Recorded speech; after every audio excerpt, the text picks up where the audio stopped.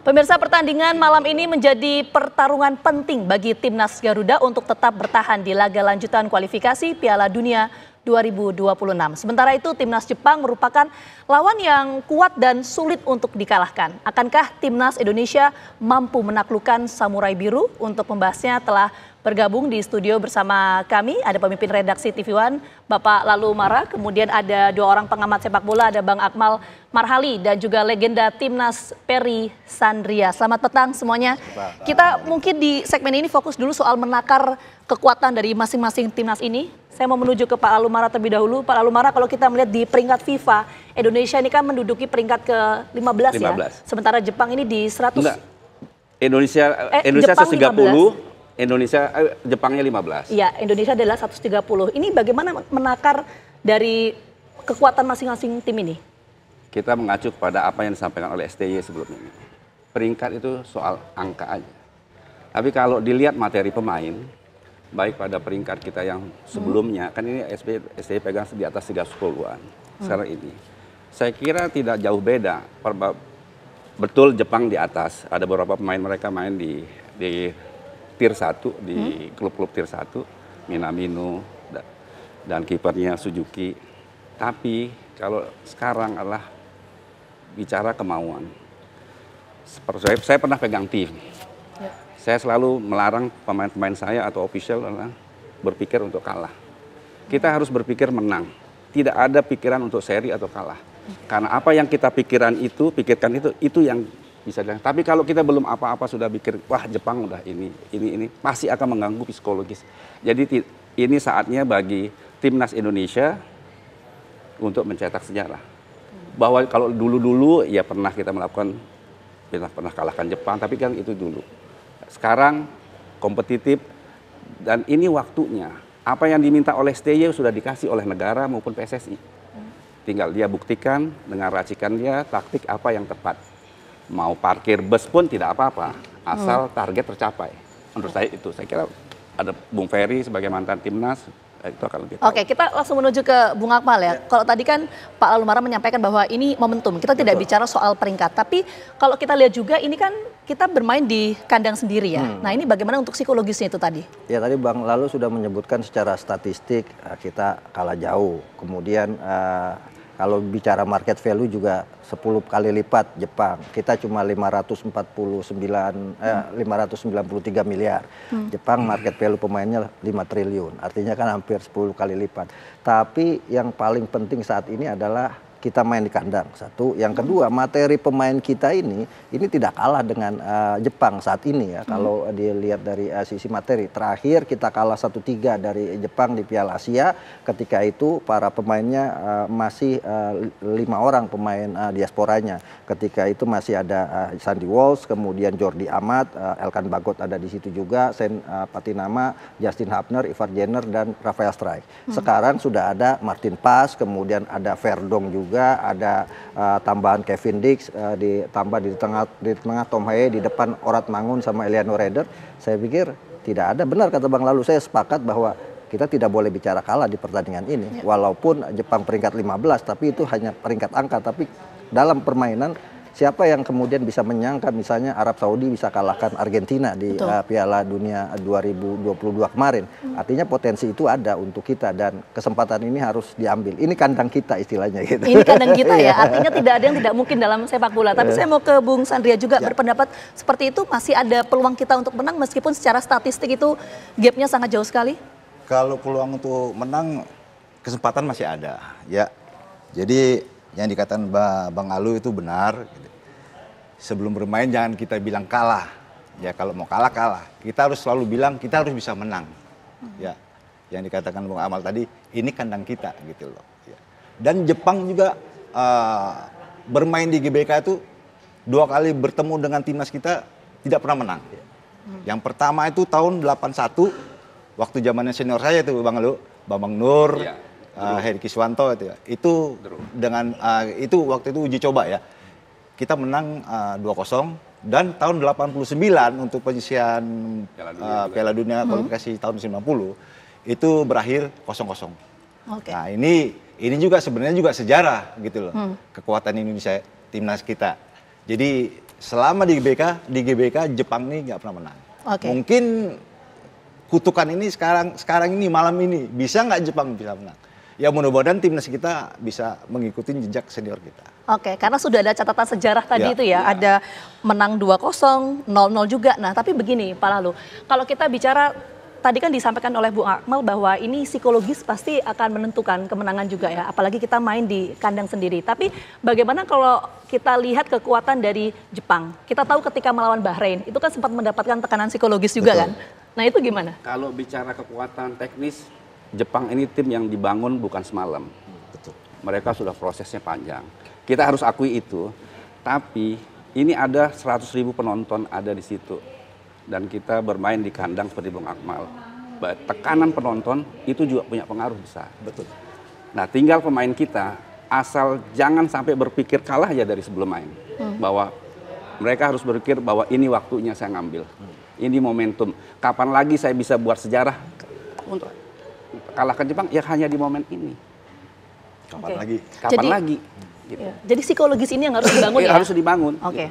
Dan nanti kita akan coba melihat, selain psikologis yang tentunya harus dibangun oleh timnas Indonesia, tapi bagaimana kita juga akan melihat Sintayong ini meramu racikan dari masing-masing lini pertahanan kita. Nanti akan kita bahas lebih lengkap, tapi kita jeda dulu. Kabar Petang kembali hadir saat lagi untuk Anda.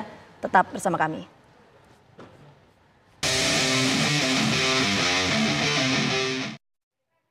Pemirsa, sebelum saya lanjutkan dialog, saya akan hadirkan terlebih dahulu prediksi formasi Timnas Indonesia dan Timnas Jepang yang akan bertanding dalam laga lanjutan kualifikasi Piala Dunia 2026 zona Asia di Stadion Utama Gelora Bung Karno, Jakarta pada nanti malam.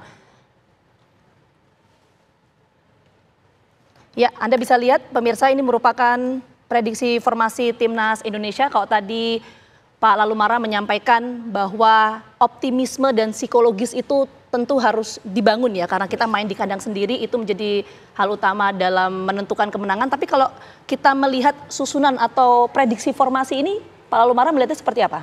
Menurut saya ini yang paling betul. Bahwa formasi 3-4-3 ini menunjukkan bahwa STY tidak akan bermain bertahan. Timnas akan bermain normal dan rasanya lebih menyerang dengan formasi 3-4-3. Hanya satu aja, kalau saya, pertanyaan saya, sedemikian yakinnya STY memasang Kevin Dix yang pemain baru di belakang. Yang tentu ini sangat berisiko kalau chemistry-nya belum jalan dalam, apakah sudah berjalan chemistry-nya dengan yang lain, dengan J dan yang lain-lain. Saya kira catatan itu adalah menempatkan Kevin Dix di belakang. Menurut pandangan kami sih, lebih baiknya Kevin Dix ditaruh sebagai gelandang bertahan atau di flank.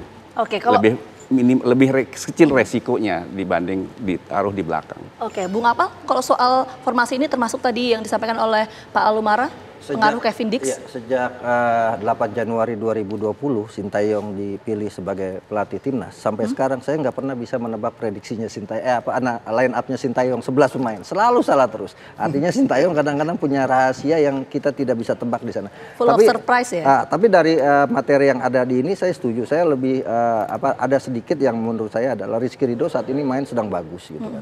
Saya pikir Rizky Ridho lebih layak ditempatkan sebagai pemain belakang bersama Hubner dan juga Jay Inces. Chemistry dari 3 pemain ini sudah ada gitu kan. Kita lihat bagaimana kemarin Mesilger debut bersama tim nasional Indonesia waktu kita melawan Cina misalnya. Di sana kan salah satu gol yang terjadi ke gawang Indonesia dari Cina adalah kesalahan dari Mesilger karena komunikasi dengan Jay Inces tidak jalan baik. Nah ini yang mungkin dikhawatirkan oleh Bang Lalumara bahwa kalau Jay Inces dimainkan di posisi back ini ada kemungkinan dia pemain bagus, pemain hebat, bahkan ratingnya sangat tinggi di Copenhagen. Paling rendah saja setiap main itu ratingnya 7,3, selebihnya di atas itu. Bahkan itu Dix adalah pemain terbaik di Copenhagen saat ini. Tapi itu kan di Copenhagen yang dimana dia sudah lama bermain. Nah di sini di tim nasional Indonesia ketika kemudian salah saja, apalagi lawan yang dihadapi Jepang, ini akan sangat berbahaya. Jadi kalau kemudian misalnya Kevin Dix masuk line up utama, saya lebih cenderung Kevin Dix ditaruh sebagai bek kanan. Karena dia juga punya peran dan bisa main di posisi itu. Pemain ini memang versatile ya, bisa bek kanan, bisa bek tengah, bisa bek kiri, bisa juga sebagai gelandang bertahan. Tapi posisi bek kanan saya pikir akan sangat bagus karena di sana dia akan langsung berhadapan berhadapan dengan misalnya dengan Minamino atau dengan Kubo, dia bisa mematikan dua pemain itu di sana yang jaraknya agak lebih jauh dibanding di lini belakang. Kalau di lini belakang saya pikir agak sangat riskan kalau kemudian komunikasinya belum begitu efektif bersama teman-teman terutama Jay Inces ya. Dan ini yang menurut saya gambaran. Tapi sekali lagi ya, kita tidak boleh inferior bertemu dengan Jepang. Bagaimanapun biasanya yang saya lihat sejauh ini ketika kita berhadapan dengan tim yang levelnya di atas kita, itu justru para pemain tampil luar biasa. Sebagai contoh, ketika di awal kualifikasi kita bertemu dengan Arab Saudi, semua orang menganggap kita akan sulit meraih poin lawan Arab Saudi. Nyatanya kita bisa tahan 1-1. Kemudian melawan Australia kita bisa tahan 0-0. Bahkan melawan Bahrain kita bisa tahan. Jadi menurut saya Jepang pun bukan tim yang tidak bisa dikalahkan. Buktinya Australia bisa tahan mereka di kandang Jepang 1-1. Artinya materi pemain Indonesia saat ini hampir mirip dengan Australia. Secara postur tubuh, secara pengalaman, secara jam terbang, sama-sama banyak main di Eropa. Dan ini kesempatan untuk kita bisa meraih hasil terbaik di antara sekian deretan hasil-hasil yang kita dapatkan dari Jepang yang tidak begitu baik. Terakhir kita kalah 1-3.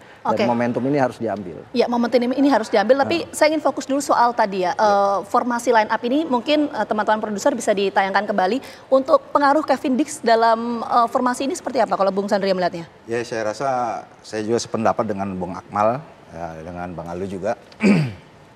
Di suatu tim ada perubahan beberapa pemain itu bermasalah.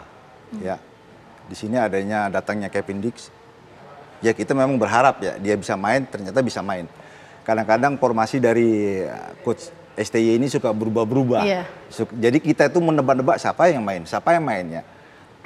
Ini apalagi Kevin Dix pemain baru datang ya, langsung dimainkan.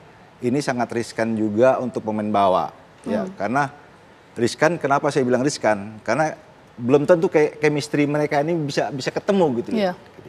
Ya, mudah-mudahan aja dengan keprofesional Kevin Dix, mudah-mudahan aja malam ini dia bisa bermain, bisa chemistry, bisa ada komunikasi enak. Karena terbiasa di bawah itu yang saya lihat Rizky Ridho yang sekarang ini main selalu konsisten di bawah dengan Hapner, dengan Bang Jay.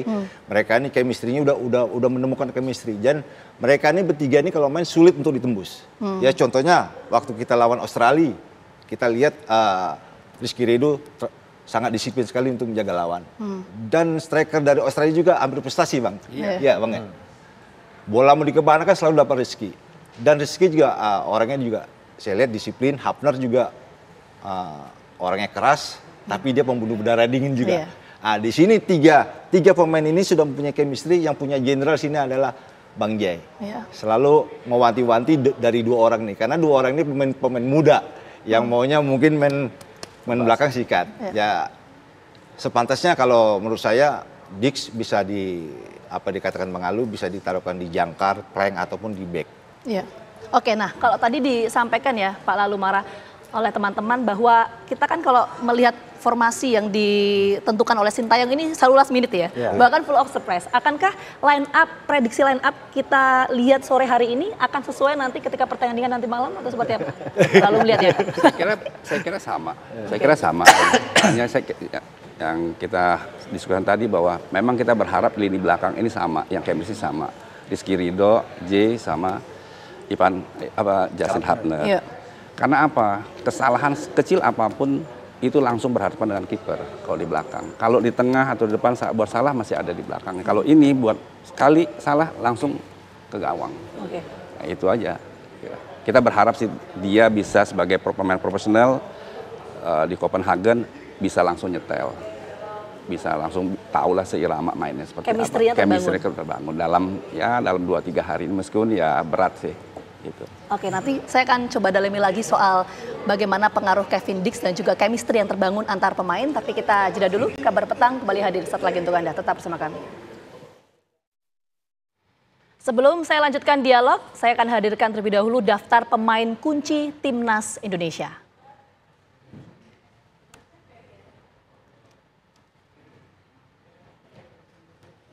Dan ini adalah sejumlah pemain kunci Timnas Indonesia. Nah, ini kalau kita lihat ada beberapa nama, tapi saya mau ke Pak Lalumara terlebih dahulu. Kalau kita melihat komposisi dari pemain kunci Timnas ini, bagaimana kita menakar dengan kekuatan timnas Jepang? Karena informasinya kan ini striker Ueda timnas Jepang tidak akan bermain. Padahal kita tahu ya striker Ueda mencetak 2 gol kemarin ketika Piala Asia 2023. Pengaruhnya seperti apa Pak Lalumara? Kita diuntungkan dengan tidak mainnya Ueda. Sebagai goal getter, Ueda memang di atas pemain-pemain yang lain. Belum digantikan oleh pemain Jepang yang main di Celtic saat ini, Furusashi apa namanya, masih jauh. Nah ini buat kita sebetulnya diuntungkan. Nah tinggal kita bagaimana apakah kita bisa melewati lini pertahanannya Jepang pertanyaannya dengan materi seperti yang saat ini. Apakah Strike ataukah Waratmangun ataukah Tom Haye bisa melewati mereka yang notabene bermain di papan atas di Eropa. Saya kira itu aja kuncinya, tapi bukan tidak mungkin gitu. Oke. Gitu.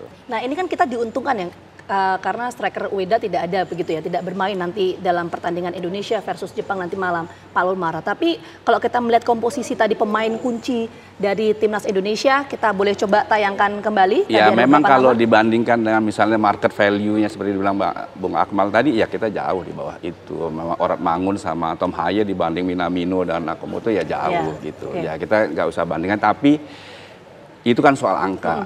Yang tidak terhitung kan soal semangat, soal kemauan, soal tidak mau kalah.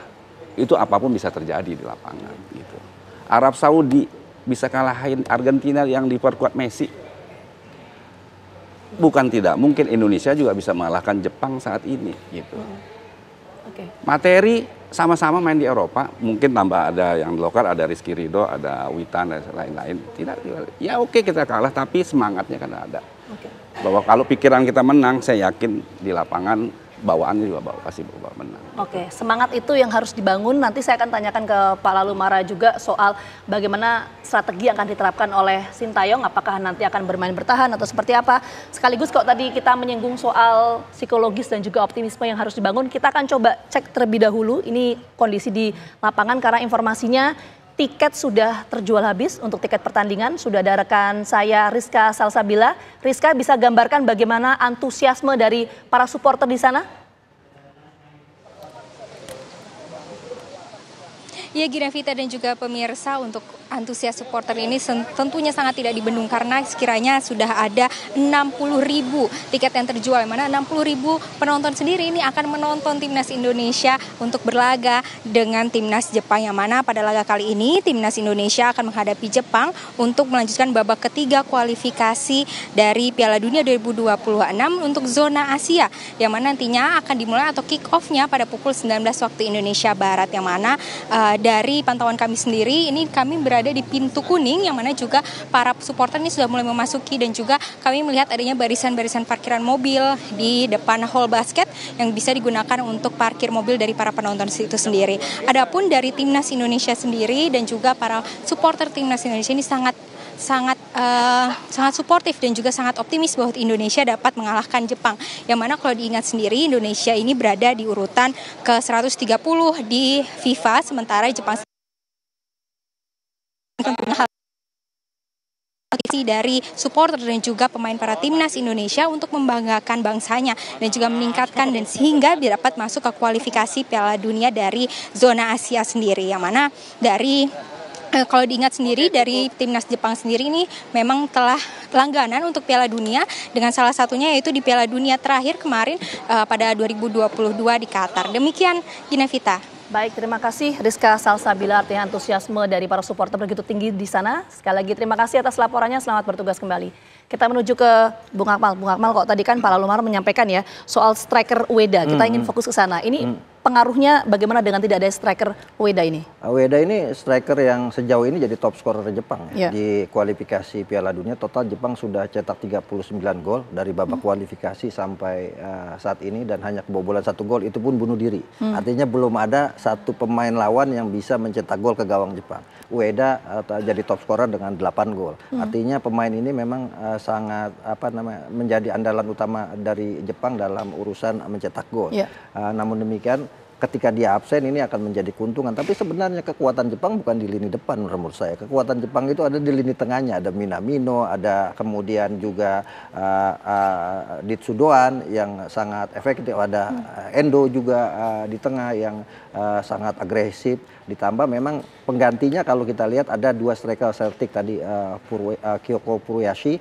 Sebenarnya tidak begitu tajam ya, cuma baru mencetak 4 gol sejauh ini dari total 25 bermain. Ada juga tandemnya juga di Celtic, Keizen Maeda yang juga baru total mencetak 5 gol dalam perjalanan karirnya sebagai pemain tim nasional Jepang. Sebenarnya yang paling berbahaya itu rekannya Kevin Verdong di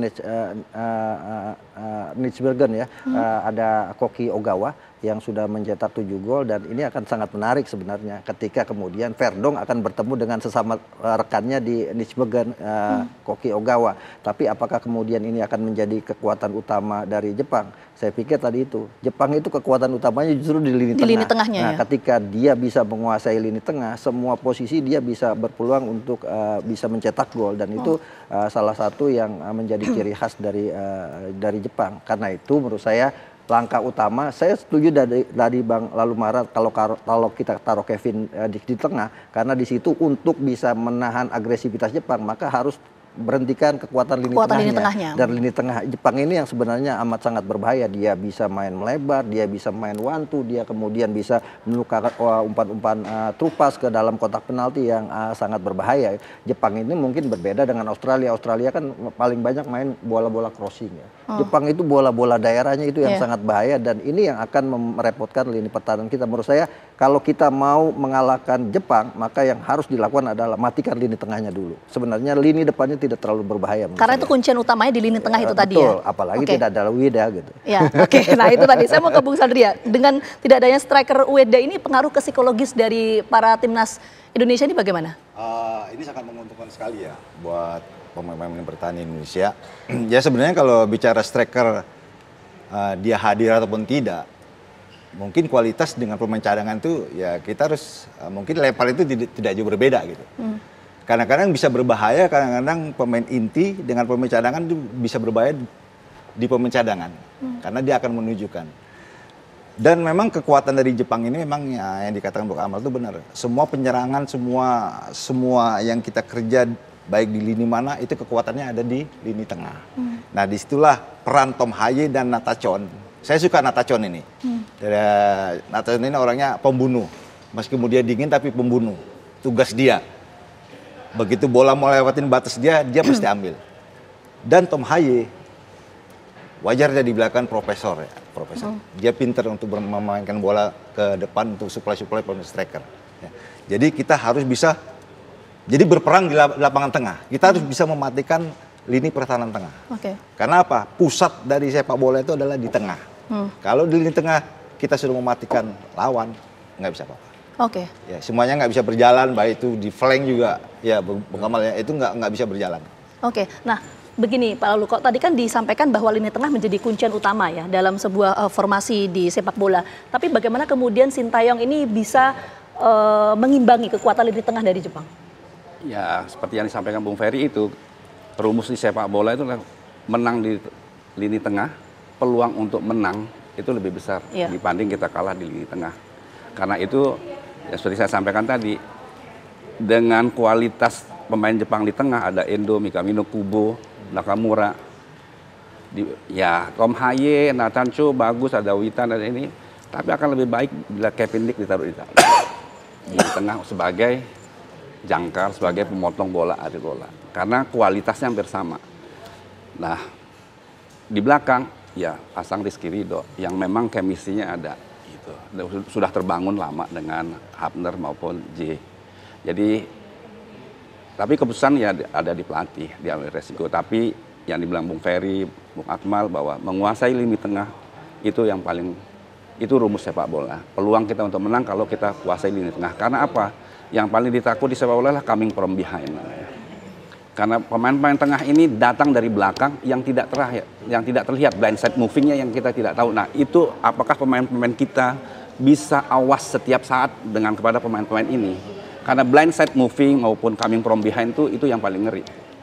yang sulit sekali yang dibilang Bung Akmal bahwa dia terupasnya dia bola-bola daerah di ruang kosong. Nah itu kan dikala adu speed. Itu yang harus diwaspadai harus ya? diwaspadai itu bahwa coming from behind atau blind side movingnya itu harus pemain tetap awas selama 90 menit untuk menjaga pemain, untuk melihat pergerakan baik Kubo, Nakamura, Endo maupun Minamino. Dia harus setiap menit nggak boleh lepas pergerakannya, karena kalau sekali lepas dalam sekian detik ya dia bisa blind side moving.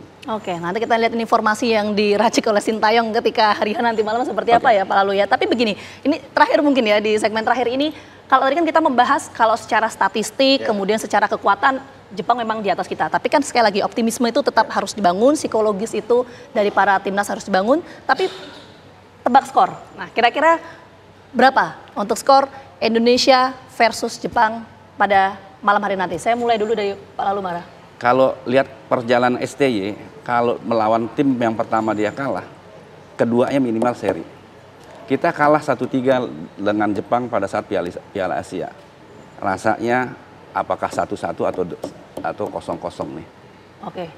Jadi Saya prediksinya seri ya? Oke, Bang Akmal seri juga? Saya berharap seri tapi ada gol. Tapi permasalahan kita sebenarnya ada di lini depan kita yang belum begitu tajam. Belakangan kan baru ada datang kabar bahkan sudah ada pemeriksaan kesehatan oleh Romani yang diharapkan jadi striker kita nanti ke depannya. Dan sudah datang ke Indonesia dan sudah salaman dengan Ketua Umum PSSI. Kan tanda-tandanya akan jadi warga negara Indonesia adalah salaman dengan Ketua Umum PSSI. Jadi saya tuh berpikir bahwa kita ada potensi imbang, tapi imbang 0-0 sepertinya seperti kemarin pertandingan Bahrain melawan maksud saya Australia melawan Arab Saudi. Walaupun kita tegang pastinya, dan menurut saya imbang sudah sebuah prestasi buat Indonesia bisa tahan 0-0, karena menurut saya Sintayong walaupun tadi formasinya 3-4-3 tapi dalam saat diserang dia akan mainkan 5-4-1, dan disinilah untuk menjaga lini tengah dari Jepang untuk tidak bisa mensuplai bola ke depan sehingga kemudian sulit untuk membobol gawang Indonesia. Jadi menurut saya imbang dan skornya 0-0.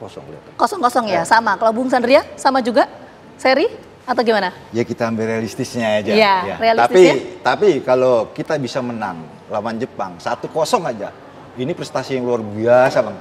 Ya, karena kalau kita bisa lawan Jepang ini bisa menang, tim sekuat Asia ini bisa kita kalahkan, luar biasa ya. Nah, kalau kita bisa menang, ranking kita naik 20 peringkat karena poinnya 22,97 poin. Jadi udah sejajar ya. Sejajar. Tapi belum terjawab tadi kan 1-0 harapannya, asa kita bersama. Tapi kok realistisnya berapa? Seri juga atau gimana? 1-1. 1-1. Oke, baik, terima kasih. Ini tentu kita berikan semangat yang luar biasa. Sekali lagi psikologis dan juga optimisme perlu dibangun oleh timnas Indonesia karena tidak ada yang tidak mungkin dalam sepak bola. Sekali lagi terima kasih banyak kepada Pak Alumara, kemudian Bung Akmal dan juga Bung Sandria atas waktunya sudah bergabung bersama kami. Sehat selalu.